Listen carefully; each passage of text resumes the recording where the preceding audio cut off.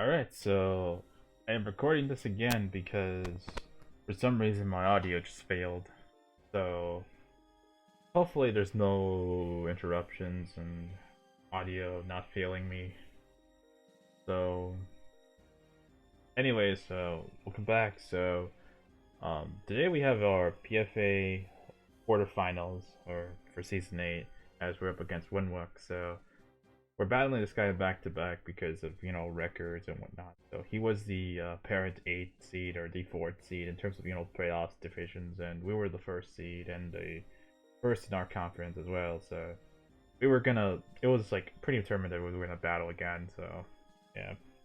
Um, I don't know. Like I think the only other person that we could have battled was Slick, but that's if his I think differential was lower or record. But he had a higher differential than Wenwuk, so yeah. And I think a game higher when he was one game higher. So yeah. So anyways, we're battling him again, and honestly, looking at the matchup, I'm not too fond of it. Just because he has a much deeper team than I do, and he has a very strong team in general. Like he has stuff like Jirachi, T-Tar, Superior, Rotom Heat, Gligar, Lantern, Mega Heracross, Sylveon, Mantine, Gengar, Dredigan. So right off the bat, Mega Heracross is probably the best Pokemon on his squad.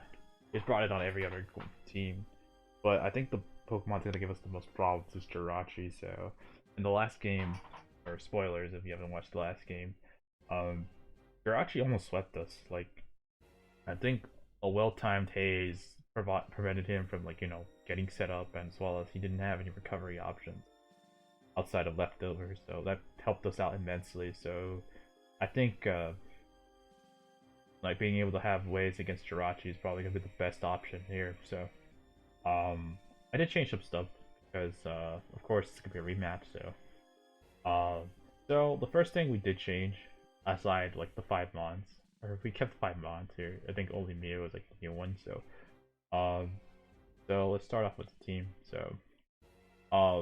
I started off with like building with Nidoqueen first because like I felt that having a good defensive check to T-Tar, good defensive check and physical Jirachi in general, and even to the degree Mega Heracross, like taking an Earthquake at least would be nice. So as well as one against Dredigon because I think before like we didn't take an Earthquake that well, and now this assures that we get the Earthquake with the investment we have. It's a 3-hit KO or a 4-hit KO, with the rocks and whatnot. So and the fact that you know the the way like Papa Berries and 50% berries work. So yeah.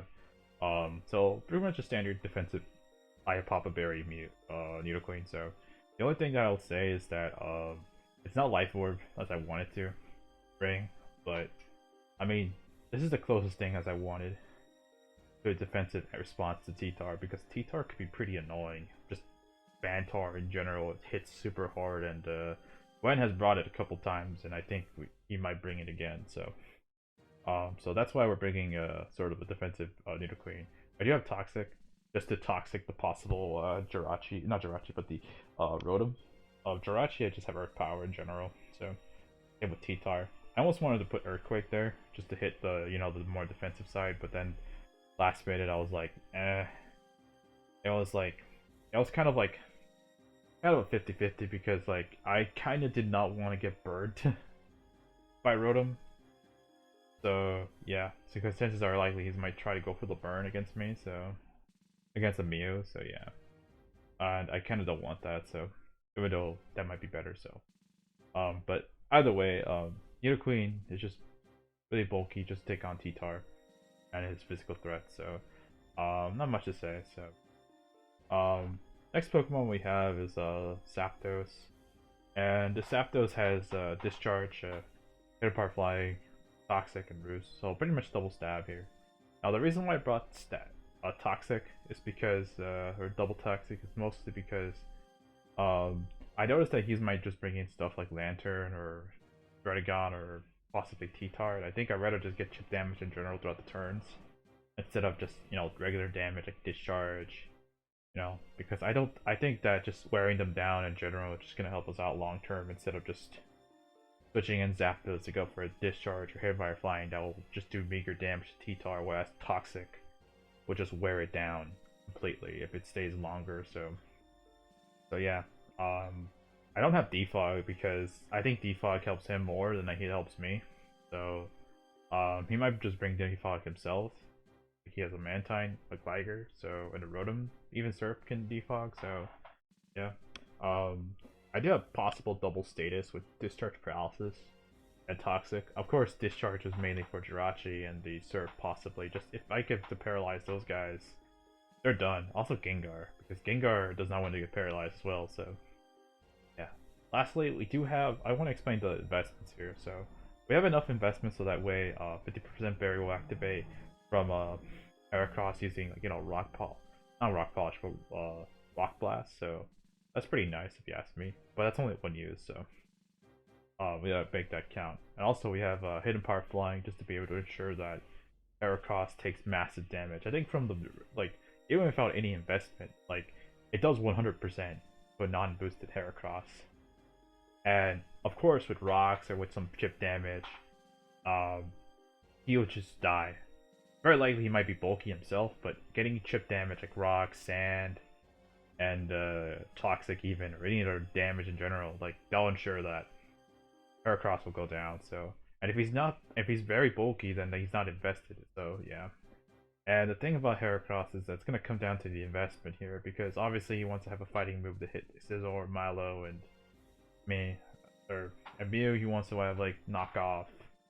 He wants to have Earthquake for Nidoqueen. And might have setup or whatever options like Sword Stance, sub. So yeah, that's not much. That's not really much to say. Aside, I do have Spadef investment just to take hits from Gengar and Superior, mostly Superior, because with pressure we were able to PP stall the Relief Storms. So if we could do that, we could at least prevent these possible Surf Sweep. So yeah, or at least halt it temporarily. So yeah. Next Pokemon we have is Scizor. Pretty much one of our rising stars here. And honestly, Scizor just has a good time if I can be able to save the setup with this guy. It removes certain stuff like Rotom H or Jirachi, with Hidden Power Fire, or just paralyze that thing. So there's gonna be a good chance that some of these Pokemon would have Hidden Power Fire coverage or fire coverage in general. So, standard set is pretty self-explained here. The only difference is I do have Aqua Berry, so pretty much self-explained right there, because I don't want to get a fire move hit. Knockoff is just there just to remove items, especially the Gliders and Violite and shit. So, and of course priority is always appreciative. So I do want to say that chances are I'm more likely gonna spam knockoff, remove key items in general, confirm certain items like Gengar, Rotom could have the Z moves. But the goal of this Scizor is mostly going to be our Wincon, because once everything's weakened, if I set up an SD, everything pretty much dies to boosted Bullet Punch or Knockoff. Of course, the exception is, there are some exceptions to this. Of course, Mantine, Jetty can take those hits, as well as maybe a Lantern and Gligar, but Gligar just can't do much back aside taunting. So, and it's gonna lose its knockoff. It's a Violet, so be a knockoff. I do gotta worry about Jirachi though, because I think Jirachi could pretty much paralyze me or burn me in general. So, with Fire Punch, so I think it has a 20% chance to burn. So that could be pretty bad. So that's not really much to say. So, about Scizor, pretty good, offensive partner with Lopunny. So speaking of Lopunny, we have a very interesting set with no priority this time. We just have a setup Lopunny with Pyro Punch, Drain Punch, Encore, and Return. So basically, if you look at his team and look at Lopunny, he really doesn't have that many great resistances. He has some good defensive checks in, let's say, a Dredagon, Mantine, and to a degree Sylveon, but everything else, and Gligar as well. But if I'm able to remove items or just weaken these Pokemon in general, if I start setting up Pyro Punches, exerting offensive pressure, boosted +1 return is just gonna kill just about everything. So of course I gotta be careful about possible Scarfers, Scarf Gengar, Scarf Superior, also Scarf Rotom as well. So I know T-Tar can't outspeed me without Rock Polish. He needs like Rock Polish outspeed to slot bunny because Scarf doesn't. So, but Superior could be Scarf in this game. I don't know what the last time he was Scarf or not, but he played it kind of was. So, but yeah, I do have Encore mostly just to ensure that if Jirachi starts setting up on me, I'm like, no, you're not gonna set up on me. Now I'm gonna set up on you. And I would just like go for the power up punch, and I just go for boosted attacks. And at that point, I just go for the Encore, just ensure that Jirachi can't do anything. So, or anything else. So, if and they go for like the setup or recovery option, you know, Sylveon going for protect, or like Heracross like going for a sub.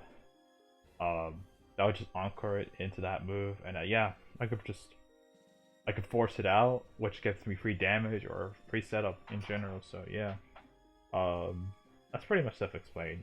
Drain Punch is just for recovery, because of course there might be possible you know, I just get slight recovery because you know I might be taking some chip damage from possible sand, possible rocket re-entry, even though Lopunny takes minuscule damage from that. So, but yeah, being back to near full health is always nice and appreciative. So that's really much all I have to say about Lopunny. So then we have our Milo set with Scald, Haze, Pin Power Flying, and Recover with the Flame Orb. So this is a very, very, very defensive Fizdef Milo, but at the same time kind of frail if you think about it. So this thing is designed to take on Mega Heracross if I get the Flame Orb, because of course I get the defensive boost with that. So this is our kind of mixed wall if you ask me. So with Scald, I could just pretty much, if I could get the burns on those mons, you know, T-Tar can't touch this thing, and like something like Gligar and even Heracross like can't really kill it with like consecutive close combat. So I think he needs like really high rolls, like I think the highest roll possible just to kill me. So, and even then I do have him Power Flying to knock it out. So the only thing I will say is that I don't have Toxic on this thing, so unfortunately, so I do have it on other mods. So like Toxic conjunction with Milotic can actually help stall out certain mons like Sylveon or Dreddy and whatnot. You know, Dreddy is outright countered by Milotic, and unless it's like, you know, Rest Talk, but you know, we have Skull to burn it always. So, and we have like Haze just to prevent any sort of setup shenanigans. So yeah, I do gotta be careful about keeping this thing alive, because this thing could be setup fodder for like Jirachi and Syrup. Like Jirachi could just change his moveset from like I think Psychic to Thunder, so it might just have like no, I think it would probably have Psychic Thunderbolt instead of Psychic and Flash Cannon. So yeah, I had the last two being like, you know, Wish, Calm Mind, so or something similar. So yeah, I do have Haze for that reason, because I don't want that Jirachi or anything else just setting up for free on me. So yeah, because this is somewhat of a tacit team. So yeah, not really much to say, but like Milo is just pretty defensive in general. The only thing I will maybe like, I just gotta watch out for like, you know, random Z moves from like, you know, Rotom and Gengar. But even then, I have like kind of switch into them, so I kind of, especially with Gengar, I kind of have to play around that thing. So to have those Milo in a way, and also Lopunny if I'm really really gutsy. So yeah. And Rotom, of course, have Nidoqueen and Zapdos in that regard, and also Mew if it's not, you know, toxic. So speaking of Mew, the last Mew, this Mew set's pretty weird if you ask me, and this is probably the one set that I'm really really not so sure about. But at the same time, I'm just like, you know, at this point, I'm just gonna throw it in there because why the F not? So now this Mew is pretty much here just to counter the Jirachi and the Heracross if it's like, and then it's also an offensive charge to Heracross if it's chipped down a lot. So with Psychic, with Knockoff, and Taunt. So the goal of this Jirachi set is mostly just to taunt the Mew from, or not the Mew, but for no, just I mixed them up. I have all my words mixed up. So the goal of this Mew set is just to taunt the Jirachi and knock off to remove the item. So hopefully it's not something like, weakness policy or whatever, so there's also Psychic just to hit the everything else on his team. This is sort of to be a stall breaker. And honestly it's pretty much an effective one if you ask me. I do gotta worry about two things which I'll explain. So one, I gotta worry about setup. Superior with setup could just murk this Mew. I could kill Superior back, but if I give it a Spadef boost, that could be really problematic.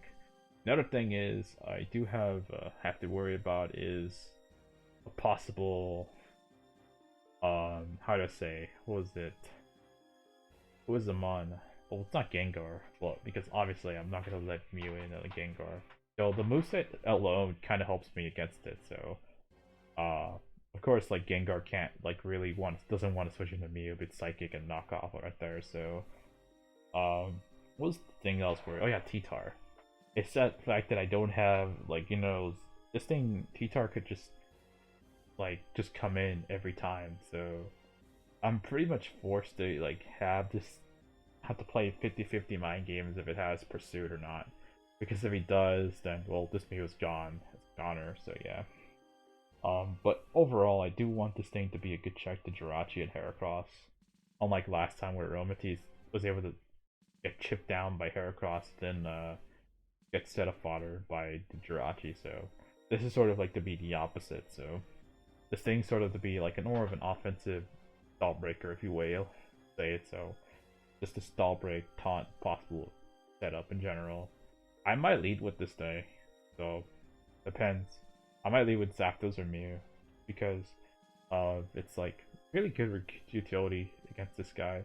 If I'm able to remove items like, let's say, scarfs and leftovers and Eviolites and whatnot, so then I think this guy could do really well. Like, I just gotta keep this thing alive for Jirachi. I think once Jirachi is like pretty much neutralized in some fashion, then I could set up. I could just beat it without a Scizor or Lopunny. So I do gotta say is that if Jirachi is Thunderbolt, and if he just spam Thunderbolt constantly, at the very least, if he paralyzes my Mew, I'm able to paralyze the Jirachi back. So that's helpful in dealing with the Jirachi.